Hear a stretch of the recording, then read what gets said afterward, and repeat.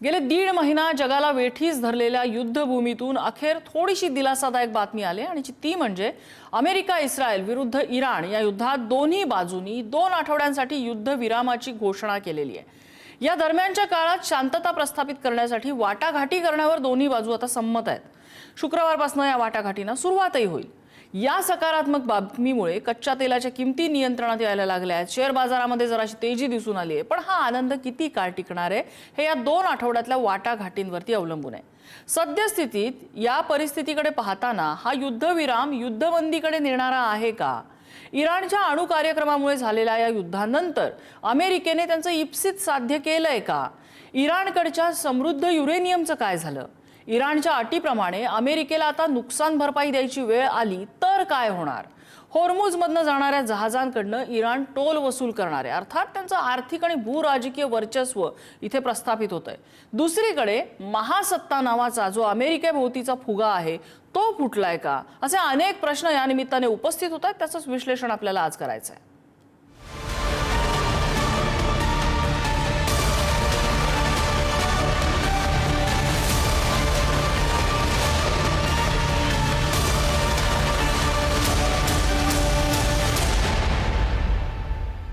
आणि या संदर्भातल्या चर्चेत आपल्यासोबत सहभागी होत आहेत निवृत्त लष्करी अधिकारी लेफ्टनंट कर्नल सतीश ढगे, त्याचबरोबर मेजर जनरल अनिल बाम आपल्यासोबत आहेत, डॉक्टर अनिकेत भावठाणकर जे संरक्षण शास्त्राचे अभ्यासक आहेत।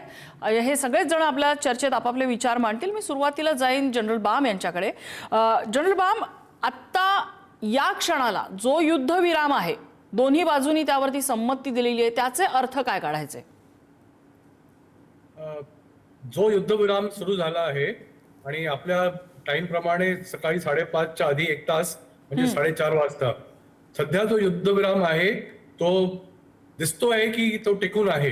पण जसं आपण मध्ये बोललात आणि मध्ये भाष्य केलं की कितपत कशा प्रकारे हे युद्धविराम पुढे जाईल आणि जेव्हा शुक्रवारी जुम्म्याच्या दिवशी पाकिस्तानमध्ये इस्लामाबादमध्ये याच्या वाटाघाटी होतील, अमेरिकेने ऑलरेडी आपले 3 बाशिंदे नॉमिनेट केले आहेत। ते आहेत स्टीव्ह विटकॉफ, जेरार्ड कुशनर आणि त्यांचे व्हाईस प्रेसिडेंट JD व्हान्स। ह्याच्याकडनं इराणकडनं पॉसिबली त्यांचे विदेश मंत्री स्वतः जातील आणि इराणमध्ये पाकिस्तानमध्ये हे वाटाघाटी होतील। आपण पाहतोय की दोघांनीही अमेरिकेनी आणि इराणनी हे स्टेट ऑफ एक्सेप्ट केलं आहे की आम्ही जे कंडिशन्स आहेत, आमच्या जे पॉइंट्स आहेत, आम्ही 10 पॉइंट दिले, कोणी 15 दिले, आम्ही हे एक्सेप्ट करत असताना 15 दिवसाची सीज फायर आम्ही एक्सेप्ट करतो आहे। अजूनही Israel is not on board. Israel म्हणत आहे की आम्हाला हे पूर्णपणे मान्य नाही आहे। स्टेटमेंट मध्ये म्हटलं गेलं होतं की जे तिघही देश आहेत इन्क्लुडिंग ऑपरेशन्स इन लेबनॉन हे बंद होतील।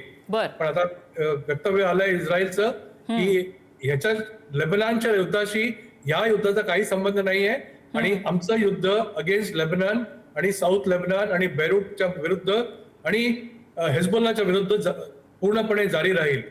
सध्या तरी हे होल्ड होत आहे। वाटाघाटी कुठल्या डिरेक्शनला जातात, काय पद्धतीने पुढे जातात हे पहिल्यांदा आपल्याला कळेल की वाटाघाटी होल्ड करतील आणि 15 दिवस झाल्यानंतर काय हे परमनंट सोल्युशन आपल्याला मिळेल। पण आपल्याला हे we have to be very about it आणि आपल्याला सतर्क राहून हे पाहिलं पाहिजे की कशा प्रकारे होईल। पहिले काही दिवस ठीक चालेल, पुढच्या घटनाक्रम आपल्याला 5 किंवा 6 दिवसांनी समोर येईल की वाटाघाटी कशा प्रकारे चालू आहेत। मी ढगे सरांकडे येते। कारण ढगे, या सगळ्यामध्ये जसं आता बाम सर म्हणाले की फक्त अमेरिका आणि इराण ह्या 2 जरी प्रमुख एंटिटी असल्या तरी तेवढ्याच एंटिटी नाहीयेत। बाकी इस्रायल आहे, इस्रायल आणि लेबनॉन मधलं वॉर आहे त्यांचं, इकडे हुथी बंडखोरांचा एक मुद्दा आहे, हमासचा मुद्दा आहे आणि सगळ्यांच्या लिंक्स या इराणशी कुठे ना कुठे जोडलेल्या आहेत। जरी इराण इथे अटी-शर्ती ठेवत असेल तरी अमेरिका एक वेळ बॅकफुटवर येईल सुद्धा आत्ताची परिस्थिती बघता। इस्रायलचं काय? नक्कीच नम्रताजी, म्हणजे मुळातच जे आहे आज घडीला या युद्धाला पूर्णविराम तर लागलेलाच नाही आणि वेळोवेळी मागच्या काही आठवड्यांपासून आपल्याशी चर्चा करताना मी त्या ठिकाणी सांगतोय की पॉज, स्वल्प विराम, आणि हा स्वल्प विराम जो आहे तो लांबत लांबत त्या ठिकाणी जाईल आणि त्यातलाच एक भाग म्हणजे आता हे 2 आठवड्याचा आलेला स्वल्प विराम. तुम्ही एक्झॅक्टली राईटली पॉइंट आउट त्या ठिकाणी केलं. 2 महत्वाचे प्लेयर आहेत, इराण आणि अमेरिका. त्यामध्ये जे आहे ही सगळी चर्चा एक प्रकारे जी आहे युद्धबंदीची किंवा शस्त्रसंधीची त्या ठिकाणी होतीये. इस्रायलनं ऑफिशियली त्या ठिकाणी सांगितलेले की as far as Lebanon is concern, Lebanon मधले आमचे जे ऑपरेशन्स आहेत म्हणजेच इराण समर्थित हिजबुल्ला विरुद्धचे आमचे जे ऑपरेशन्स आहेत त्याचा या शस्त्रसंधीमध्ये कुठलाही समावेश नाही. म्हणजे स्पष्टपणे येणाऱ्या काळामध्ये इस्रायल हा या हिजबुल्ला विरुद्ध काम त्या ठिकाणी करतच राहणार. त्याचबरोबर जर हुती येमेनमधून आला तर त्याच्या विरुद्धही कारवाई करणार, हमास विरुद्धही त्या ठिकाणी कारवाई करणार. म्हणजे मुळातच अमेरिका जरी या युद्धाच्या बाहेर त्या ठिकाणी हटला तरी सुद्धा येणाऱ्या काळामध्ये एकूणच इस्रायलसाठी पश्चिम आशियामध्ये हा एक्झिस्टेन्शियल क्रायसिस असल्यामुळे भविष्यामध्ये इस्रायल जो आहे अशा प्रकारे आक्रमक त्या ठिकाणी राहीलच. पहिली गोष्ट. दुसरी महत्वाची गोष्ट, आता जी आहे शुक्रवारी अशा प्रकारची चर्चा होईल. मुळातच ज्या प्रकारचे 10 पॉइंट डील 10 मुद्दे सांगितलेले आहेत, मी म्हणेल त्यातले कमीत कमी 5 मुद्दे जे आहेत अमेरिका त्याच्याशी ऍग्री होऊ शकत नाही. कारण मुळात हे युद्ध ज्यासाठी सुरू केलं होतं तो मुद्दा होता न्यूक्लिअर वेपन्स, तो मुद्दा होता युरेनियमचं एनरिचमेंट, संवर्धन. आणि दुसऱ्या बाजूला इराण म्हणतोय की संवर्धित युरेनियम आमच्याकडेच त्या ठिकाणी राहील, म्हणजे त्याच्याविषयीचा वादविवाद त्या ठिकाणी. दुसरी महत्वाची गोष्ट होर्मुझच्या सामुद्रधुनीच्या वर्चस्वाविषयीची गोष्ट त्या ठिकाणी त्याच्यात आहे. आणि या सगळ्या गोष्टी ज्या आहेत ते युनायटेड नेशन्स सिक्युरिटी काउन्सिलच्या रॅटिफिकेशनच्या माध्यमातून इराणला पाहिजे. म्हणून मला वाटतं पहिली गोष्ट, या खरोखरच या चर्चेच्या माध्यमातून काही निघेल का, मी त्याच्याविषयी डाऊटफुल आहे. आणि इव्हन झालं जरी तरी सुद्धा खरोखरच जर विचार केला तर या युद्धाच्या माध्यमातून ना अमेरिकेच्या ज्या पर्पजसाठी त्याने युद्ध लढलं ते फुलफिल झालेलं आहे, ना इस्रायलचं उद्दिष्ट फुलफिल झालेलं आहे. इराण ऑन द कॉन्ट्ररी जो आहे तो युद्धाच्या आधीपेक्षा आणखीन एक प्रकारे जो आहे हार्ड लाईन किंवा कट्टरपंथीय त्या ठिकाणी झालेला आहे. आणि अरब राष्ट्रांचं सुद्धा जे आहे प्रचंड त्या ठिकाणी नुकसान झालेलं आहे. म्हणजे सगळीकडेच विन विन नाही, लूज लूज हीच सिच्युएशन आहे. म्हणून वर करणी दाखवण्यासाठी जरी अशा प्रकारचा करार झाला, युद्धबंदी जरी त्या ठिकाणी झाली तरी सुद्धा 100% येणाऱ्या काही महिन्यांमध्ये पुन्हा एकदा हा वाद उफाळून येईल आणि ही शस्त्रसंधी तुटेल. फ्रॅजाईल अशा प्रकारचाच हा ट्रूस राहणार आहे, हे आज घडीला आपल्याला स्पष्टपणे दिसून येत आहे. बरं डॉक्टर बावठाणकर, याच्यामध्ये आता जसं ढगे सर म्हणाले की ह्या 10 टर्म्सचा जर आपण विचार केला तर युरेनियमच्या बाबतीत आम्ही निर्णय घेणार, होर्मुझच्या बाबतीत आम्ही निर्णय घेणार, हिजबुल्लाचं लढाई ज्याचा इस्रायल आणि याच्याशी हे तुम्ही थांबवायचं. म्हणजे थोडक्यात ह्या 10 ज्या अटी इराणने घातलेल्या आहेत ज्या आता आपल्या समोर येत आहेत, समहाव त्या अमेरिकेसाठी काहीशा ह्युमिलिएटिंग आहेत, काहीशा त्यांची मानहानी करणाऱ्या पण त्या असू शकतात. आणि त्या बाबतीत आता अमेरिकेमध्ये सूर उठायला लागलाय. अमेरिकेमधल्या काही सिनेटर्सनी तर अगदी ओपन स्टेटमेंट्स दिलेली आहेत की आम्ही हे युद्ध हरलो म्हणून. तर अशा परिस्थितीमध्ये डोनाल्ड ट्रम्प हे कसं घेऊ शकतील? नमस्कार नम्रताजी, धन्यवाद तुमच्या प्रश्नाबद्दल. तुम्ही म्हणताय तो मुद्दा अत्यंत योग्य आहे. इराणच्या ज्या अटी आहेत 10 त्या अत्यंत जटिल अशा अटी आहेत अमेरिकेसाठी, त्यातल्या कुठल्याही मान्य करण्यासाठी. जसं ढगे सर म्हणाले किमान 5 अटी तरी तशा आहेत. अणु कार्यक्रम थांबवणे किंवा संयुक्त राष्ट्राचे जे रॅटिफिकेशन आहेत ते कॅन्सल करणे, या सगळ्या गोष्टींमुळे अमेरिकेपुढे एक मोठा प्रश्न उपस्थित झालेला आहे. कारण आपण जर बघितलं तर मागच्या काही दिवसापासून अमेरिकाच थोडी डेस्परेट वाटत होती शस्त्रसंधीसाठी. आणि इराणने अशी अट ठेवली की आम्हाला शस्त्रसंधी नको, तर नॉन अग्रेशन हवंय.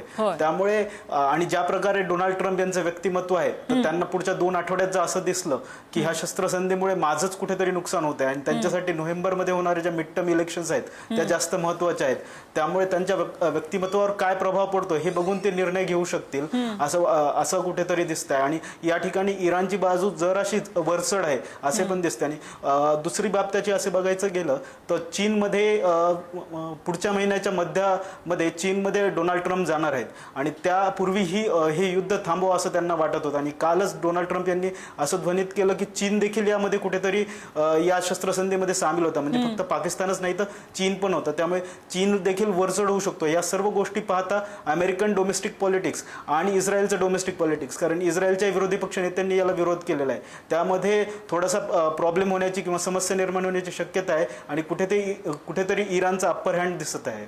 बर, मी जनरल बाम यांच्याकडे येते. बाम सर, ह्याच्यामध्ये जसं आता इलेक्शनचा विषय निघाला, डोनाल्ड ट्रम्प यांच्यासाठी या युद्धाबद्दल निर्णय घेणं म्हणजे ते थांबवायचं, सुरू ठेवायचं, अजून एग्रेसिव्ह करायचं, जो काही त्यांचा निर्णय असेल तो हा फक्त स्ट्रॅटेजिक डिसिजन नसणार आहे. तोंडावर असलेल्या निवडणुका पाहता त्यांच्यासाठी हा पॉलिटिकल डिसिजन सुद्धा असणार आहे. अशा वेळेला एक वेगळं नॅरेटिव्ह सेट करण्यासाठी हा ट्रॅप, हा एक प्रकारचा सापळा असू शकतो का? ऍब्सोल्युटली. आपण पाहतो की डोनाल्ड ट्रम्प हा एक बिझनेसमॅन आहे प्रायमरीली आणि एक पॉलिटिशियन आहे, आणि हा कॉम्बिनेशन दोन्ही जेव्हा करतो खूप फेटल कॉम्बिनेशन बनतं. आपण असंही पाहतो की अमेरिकेचं जे सिस्टम आहे की त्याच्यामध्ये कुठलाही राष्ट्रपती फक्त 2दा इलेक्शन करून जिंकून राष्ट्रपती बनू शकतो. थर्ड चान्स नसतं. आपण जितके पण हिस्ट्रीमध्ये जा, जे टफ, हार्ड आणि अनपॉप्युलर डिसिजन्स असतात हे राष्ट्रपती सेकंड टर्म मध्ये घेतात.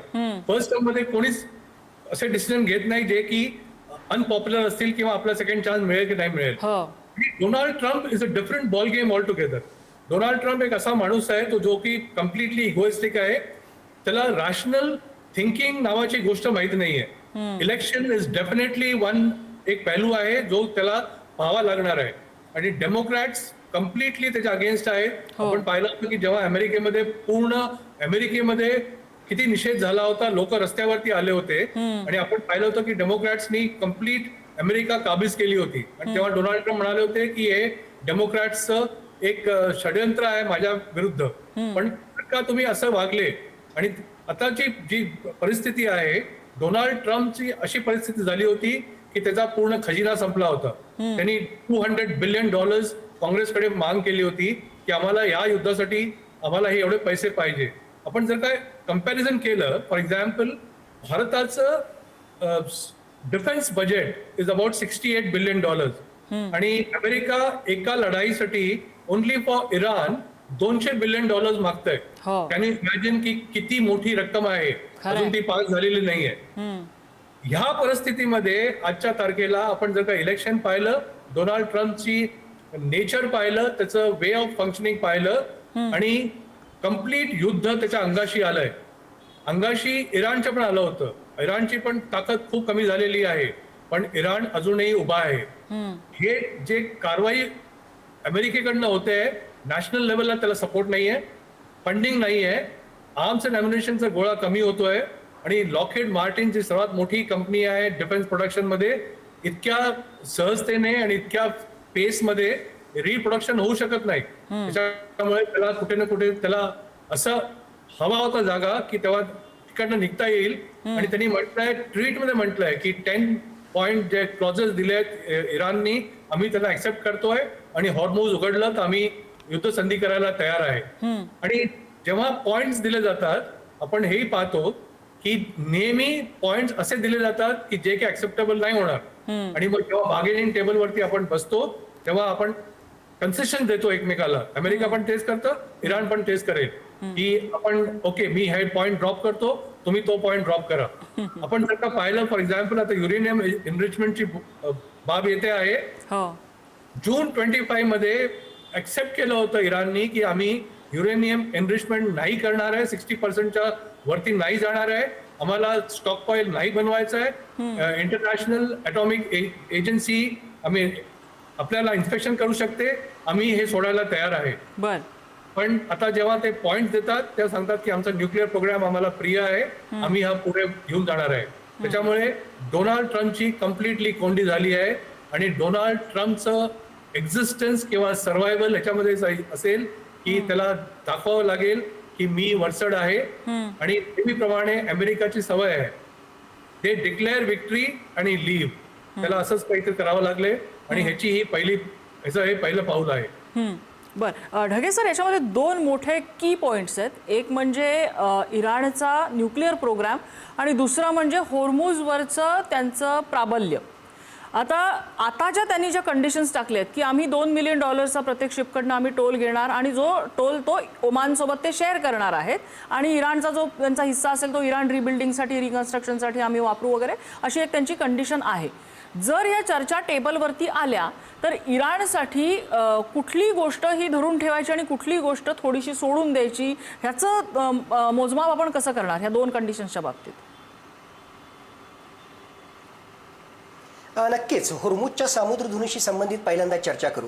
मुळात होर्मुजचे सामुद्रधुनी हा अत्यंत कळीचा मुद्दा त्या ठिकाणी आणि आतापर्यंतच्या ज्या बातम्या आपल्या समोर येत आहेत की इराण त्याच्यावर एक प्रकारे टोल आकारणार आहे. जसं तुम्ही सांगितलं की साधारणतः $20 लाख टोल त्याला आकारायचा आहे. आणि खरं म्हटलं तर यातले दोन महत्वाचे स्टेक होल्डर कोण? या होर्मुजच्या सामुद्रधुनीच्या उत्तरेला असणारा इराण आणि दक्षिणेला असणारा ओमान. खरं म्हटलं तर या दोघांनी जो काही निर्णय घ्यायचा तो त्या ठिकाणी निर्णय घ्यावा. पण सरप्राइझिंगली काही तास अगोदर डोनाल्ड ट्रम्पचं जे ट्विट त्या ठिकाणी आलं त्यामध्ये ते म्हणतायत की we will make lot of money. म्हणजे हजारो किलोमीटर दूर असणारा अमेरिका तुझं देणं घेणंच काय या होर्मुजच्या सामुद्रधुनी संबंधित. आणि ज्या प्रकारचे इंडिकेशन्स मिळत आहेत तिथे जॉईंट पेट्रोलिंग करणं किंवा एक प्रकारे जॉईंट मॅनेजमेंट करणं आणि त्याच्या माध्यमातून जे आहे पैसे कमावणं असा सुद्धा डोनाल्ड ट्रम्पचा काही दाव आहे की काय असं त्या सगळ्या ट्विटवरून त्या ठिकाणी वाटतं. पहिली गोष्ट. दुसरी गोष्ट, ओमानचं त्या ठिकाणी म्हणणं आहे की आम्हाला अशा प्रकारचा टोल किंवा अशा प्रकारचा टोल मधला काही हिस्सा याची आम्हाला त्या ठिकाणी काही इच्छा नाही. अशा प्रकारचं अधिकृत स्टेटमेंट आपल्याला ओमानकडून सुद्धा आलेलं आहे. तिसरा सर्वात महत्वाचा मुद्दा, मुळात जर आपण UN क्लॉज पाहिलं म्हणजे United Nations convention on law of seas आंतरराष्ट्रीय मानकं पाहिली तर अशा प्रकारचे जे नॅचरल पॅसेजेस असतात, नैसर्गिक जे सागरी मार्ग असतात, त्या नैसर्गिक सागरी मार्गाला कोणी ब्लॉक करणं किंवा त्याच्याशी संबंधित टोल आकारणं हे आंतरराष्ट्रीय मानकांमध्ये बसत त्या ठिकाणी नाही. म्हणजे बघा कशी गंमत आहे. अमेरिकेला वाटलं म्हणून अमेरिकेनं जे आहे जबरदस्त हल्ला केला, इराणचं नुकसान केलं. इराणचं नुकसान झालं म्हणून इराणला जे आहे आर्थिकदृष्ट्या आता रिकन्स्ट्रक्शन करायचंय आणि म्हणून इराण जो आहे या होर्मुजच्या सामुद्रधुनीवर टोल त्या ठिकाणी आकारणार. हा टोल कोणाकडून आकारणार? भारताच्या जहाजा जातील, जपानच्या जातील, साऊथ कोरिया. बर्बादी केली तुम्ही दोघांनी आणि त्याची भरपाई कोणी करायची? तर भारतासारख्या देशांनी किंवा तिसऱ्या देशांनी त्या ठिकाणी करायची, ज्याचं काहीही त्या ठिकाणी देणं घेणं नाही. तर मुळात हा जो आहे आंतरराष्ट्रीय स्तरावर सुद्धा त्याचबरोबर चर्चेच्या माध्यमातून हा मुद्दा कसा त्या ठिकाणी सुटेल हे आपल्याला त्या ठिकाणी पाहावं लागेल. इव्हन ओमान, कतर यांनी सुद्धा मागणी केलेली आहे की इराणने जे आमच्यावर हमले केले तर त्याच्या बदल्यामध्ये जे आहे त्यांनी आमची नुकसान भरपाई करून द्यावी. हा झाला एक मुद्दा. दुसरा सर्वात महत्वाचा मुद्दा तो म्हणजे अल्टिमेटली न्यूक्लिअर वेपन्स, ज्या आधारावर अमेरिकेने ही सगळी कारवाई सुरू केली. सो कॉल्ड त्यांचं म्हणणं होतं की 12 ते 14 दिवसामध्येच यांनी न्यूक्लिअर वेपन्स बनवलेले असते म्हणून आम्ही हे संवर्धित युरेनियम हे आमच्या ताब्यात घेण्यासाठी आणि इराणला अण्वस्त्र बनवण्यापासून रोखण्यासाठी आम्ही हा हल्ला त्या ठिकाणी केला. वेळोवेळी त्यांनी गोल पोस्ट चेंज केले अमेरिकेने, हे आपल्याला माहित आहे. पण आता पुन्हा कळीचा मुद्दा आहे की इराण स्पष्टपणे त्या 10 पॉइंट डील मध्ये म्हणतोय की संवर्धित युरेनियम आमच्याकडेच राहणार, आमचा न्यूक्लिअर प्रोग्राम हा चालू असणार, आम्ही न्यूक्लिअर वेपन्स काही बनवणार नाही. हे तर तो युद्धाच्या अगोदर जिनिव्हा टॉक्स मध्ये सुद्धा त्या ठिकाणी बोलला होता. मग अमेरिकेची त्यावर जी आहे मखलाशी अशी आहे की आम्ही सॅटेलाइटच्या माध्यमातून जे आहे इराणवर त्या ठिकाणी लक्ष ठेवू आणि we will make it sure की अशा प्रकारचे न्यूक्लिअर वेपन्स ते बनवणार नाही. एवढेच तुम्ही सॅटेलाइटच्या माध्यमातून पाहणार होते तर एवढ्या दुरून येऊन इराणवर हल्ला करण्याची त्या ठिकाणी काय गरज होती? म्हणजे कुठेतरी जे आहे डोनाल्ड ट्रम्प यामध्ये फसलेले आहेत, ते कन्फ्युज्ड आहेत, अशा प्रकारची ती भाषा वापरतायत आणि कुठेतरी हे कळीचे मुद्दे आहेत आणि आता अमेरिका कसं तरी बाहेर निघायचंय म्हणून त्याने ही 14 दिवसाची डील केलेली आहे. खरं आता पुढे काय होतं आणि वेळोवेळी मी म्हणतोय हा ट्रूस, ही शस्त्रसंधी खरोखरच लॉंग टर्म मध्ये टिकते का हे पाहणं अत्यंत महत्वाचं त्या ठिकाणी ठरणार आहे. डॉक्टर अनिकेत, आता याच्यावरनं आपण असं एक कन्क्लुजन काढायचं का की जगामध्ये महासत्ता नावाचा फुगा या निमित्तानं फुटलाय? पहिलं उदाहरण त्याचं आपण बघितलं रशिया युक्रेन, दुसरं उदाहरण आपण आपलं ताजं आता अमेरिका आणि इराण. म्हणजे दोन महासत्तांना, दोन देश ज्यांच्याकडनं अपेक्षाच नव्हती इतका काळ ते युद्धात टिकाव धरतील, पण त्यांनी तसं केलंय. बरोबर नम्रताजी, यासाठी आपल्याला थोडंसं मागं जावं लागेल. म्हणजे 1991ला जेव्हा USSRचा पाडाव झाला आणि त्यानंतर जगाची व्यवस्था ही युनिलॅटरल अशी झाली, अमेरिका ही एक महासत्ता झाली आणि त्यानंतरचा काळ जो आहे तो ट्रायम्फ ऑफ लिबरल डेमोक्रेसी असं म्हणून ओळखला जातो. मात्र 2016 नंतर जर आपण पाहिलं तर गोष्टी बऱ्याच वेगाने बदलत आहेत आणि कोविड नंतर तर जागतिक व्यवस्था मोठ्या प्रमाणावर बदलू लागलेली आहे. आणि आजच्या काळामध्ये जर तुम्ही पाहिलं तर अमेरिकेसोबत इतरही देश आपल्याला पुढे येताना दिसत आहेत. नुकतंच उदाहरण मी चीनचा पण संदर्भ दिला, तसंच या सामुद्रधुनीतून जेव्हा सध्या जहाज जात आहेत तर तो व्यवहार युआन मध्ये होते, म्हणजे चीनी चलनामध्ये होतोय. या उलट अमेरिकेला असं वाटतं की सर्व जो काही व्यवहार आहे तो डॉलरमध्ये व्हावा, जो 1973 पासून सिस्टीम चालू होती. पण कालच एक फ्रान्सची एक बातमी आहे की त्यांनी न्यूयॉर्कमधून त्यांचं गोल्ड काढून घेतलेलं आहे आणि ते सगळं EU मध्ये गुंतवलेलं आहे. म्हणजे कुठेतरी डॉलरच्या वर्चस्वाला धक्का बसत आहे आणि त्यामुळे अमेरिकेचा जो महासत्ता म्हणून जो ऑरा होता तो संपत येत आहे आणि त्याच्या जागी नवीन व्यवस्था कुठेतरी येत आहे असं आपल्याला दिसतं. त्यात चीन, रशिया यासारखे देश आहेत आणि यामध्ये कुठेतरी भारताला जागा मिळेल का हे आपल्याला पाहावं लागेल. मोस्ट लाईकली जयशंकर जे आहेत ते मला वाटतं उद्याच UAE जाणार आहे, तर त्या दृष्टीने पण आपल्याला पाहावं लागेल. आणि G7च्या मीटिंगसाठी आपले पंतप्रधान देखील जून महिन्यात जाणार आहेत. तर येत्या काळात काय घडामोडी होतात आणि जसं ढगे सर म्हणाले, तर पुढच्या 2 आठवड्यामध्ये अमेरिका काय प्रकारे वागते आणि त्यांचं काय प्रकारे कोंडी होते ते पण पाहावं लागेल. कारण डोनाल्ड ट्रम्पची अनप्रेडिक्टेबिलिटी हा त्यांचा एक प्लस पॉईंट आहे, जरी त्यांची कोंडी झाली तरी देखील. त्यामुळे या सर्व घडामोडींकडे पाहावं लागेल आणि अमेरिकेला पण असंच वाटतं की आपली महासत्ता निसटू नये, त्यामुळेच त्यांचेच प्रयत्न चालू आहेत. अगदी जनरल बाम, अगदी माझी शेवटची काही मिनिटं आहेत माझ्याकडे, पण जसा आत्ता उल्लेख ज्याचा झाला की वर्ल्ड ऑर्डर USSRच्या वेळेला वेगळी होती, त्याच्या विघटनानंतर ती वेगळी झाली. आता अमेरिका इराण नंतर वर्ल्ड ऑर्डर बदलेल का? 100% वर्ल्ड ऑर्डर ऑलरेडी चेंज झाली आहे. काही मिथ्स होते या पर्टिक्युलर लढाईच्या आधी, ते कम्प्लिटली शॅटर झाले. फॉर एक्झाम्पल, मिथ होतं की US is ultimate super power आणि त्यांना कोणी नमवत करू शकत नाही. हे एक शॅटर झालं. दुसरं होतं की इराण खूप कमजोर आहे, यांना कधीही आपण संपवू शकतो. हे कम्प्लिटली शॅटर झालं. ज्या देशाचे नागरिक देशाच्या बरोबर असतात त्यांना संपवणं शक्य नाही. आणि असं स्टेटमेंट करणं की आम्ही आता एका पूर्ण संस्कृतीला संपवू, 7,000 वर्ष जुनी संस्कृती वर्सेस 250 वर्ष जुनी संस्कृती USची, असं बोलल्यानंतर काही साध्य होणार नाही. वर्ल्ड ऑर्डर जेव्हा आपण म्हणतो, वर्ल्ड ऑर्डर असं असतं की ज्याप्रमाणे कोणी कुठल्या बाजूने जाणार. ह्या लढाईनंतर 100% हे विभाजन होणार आहे. Iran will come out extremely strong आपल्या वेस्ट एशियामध्ये, अखाती देशांमध्ये. आणि हा जितके अखाती देश आहेत त्यातले अर्धे इराणकडे जातील. Saudi Arabia will move towards Israel आणि ultimately move in the belly of US. आता हे जे डिव्हिजन होणार आहे, हे प्रत्येक जण आपला विचार करेल की कशा प्रकारे माझं इथे वर्चस्व राहील आणि वर्चस्व त्याचंच होईल जो जितके सी लेन्स आहेत त्याला कंट्रोल करेल. आपण पाहतोय की डायरेक्टली प्रेसिडेंट ट्रम्पला हॉर्मुझची काही घेणं देणं नाहीये. प्रेसिडेंट ट्रम्पला तिथल्या तेलाची काही घेणं देणं नाहीये. त्याच्याकडे अडिक्वेट तेल आहे. तो लोकांना म्हणत होता, नॅटो देशांना, go and find your on oil.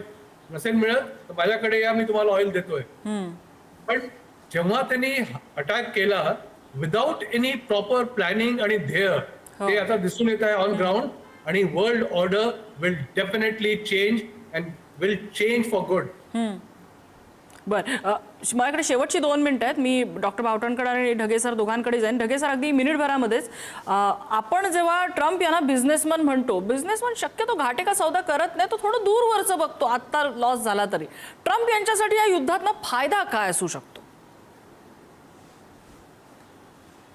Trump हे राजकारणी आहेत. मध्यावधी निवडणुका ऑलरेडी रिपब्लिकन पार्टी, त्याचबरोबर त्यांचं जे आहे जबरदस्त अशा प्रकारे पॉप्युलॅरिटी रेटिंग खाली जाते. ज्या प्रकारचा दबाव आहे त्या दबावातून बाहेर यायचं असेल तर कुठेतरी जे आहे या निवडणुकीतून बाहेर पडणं, हा पहिला ऍडव्हान्टेज त्या ठिकाणी घेणं. दुसरं, अल्टिमेटली पश्चिम आशियामधला जो तेलाशी संबंधित वर्चस्व आणि त्याच्याशी रिलेटेड अर्थकारण आहे, त्यावर जे आहे आपली पकड आणखी मजबूत बसवणं. आणि इराण जरी त्या ठिकाणी या सगळ्या गोष्टी करत असल्या तरी स्ट्रेट ऑफ हॉर्मुझच्या माध्यमातून आणि पेट्रो डॉलर्सचं वर्चस्व, जसं डॉक्टर बावटणकरांनी योग्य प्रकारे मेन्शन केलं, पेट्रो डॉलर्सच्या वर्चस्वाला जितकं आपल्याला कंटिन्यू करता येईल ते कंटिन्यू करण्याचा त्या ठिकाणी प्रयत्न करणं, ही दुसरी त्या ठिकाणची गोष्ट त्या ठिकाणी असू शकते. आणि तिसरा, कुठेतरी जे आहे इराणवर अशा प्रकारे दबाव निर्माण करून चायनाच्या पश्चिम आशियामधल्या वर्चस्वाला सुद्धा कंट्रोल करण्याचा प्रयत्न करणं, अशा वेगवेगळ्या प्रकारच्या गोष्टी त्या ठिकाणी त्याच्यात असू शकतात. आणि अल्टिमेटली पाकिस्तानला सोबत घेऊन स्वतःचा स्वार्थ, जेरेड कुशनेरचा, स्टीव्ह विटकॉफचा हा क्रिप्टो करन्सी, त्याचबरोबर बलुचिस्तान आणि केपी मध्ये असणाऱ्या जे तेलाचे साठे आहेत त्याच्या माध्यमातून, रेअर अर्थ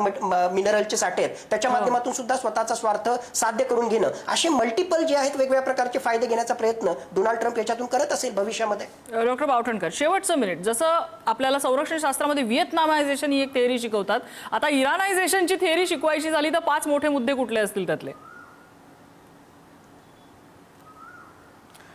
5 मोठे मुद्दे म्हणजे कधीही मोठा देश आणि छोटा देश कधीही अझ्युम करून चालणार नाही. कारण मागच्या वर्षी 25 जूनला अमेरिकेने हल्ला केला होता, त्यानंतर असं वाटलं होतं की इराण अगदीच दुबळा आहे, पण ते कुठेतरी आपल्याला साफ खोटं ठरताना दिसतंय. त्यानंतर रिसोर्सेस हा मुद्दा अत्यंत महत्त्वाचा आहे, म्हणजे कोणत्या देशाकडे कोणते रिसोर्सेस आहेत तो महत्त्वाचा मुद्दा आहे. त्यानंतर सिव्हिलायझेशनल ही कन्सेप्ट खूप महत्त्वाची आहे, म्हणजे मॉडर्न स्टेटपेक्षा सिव्हिलायझेशन देखील तितकाच महत्त्वाचा मुद्दा आहे. असे 3 प्रमुख मुद्दे मला दिसत आहेत.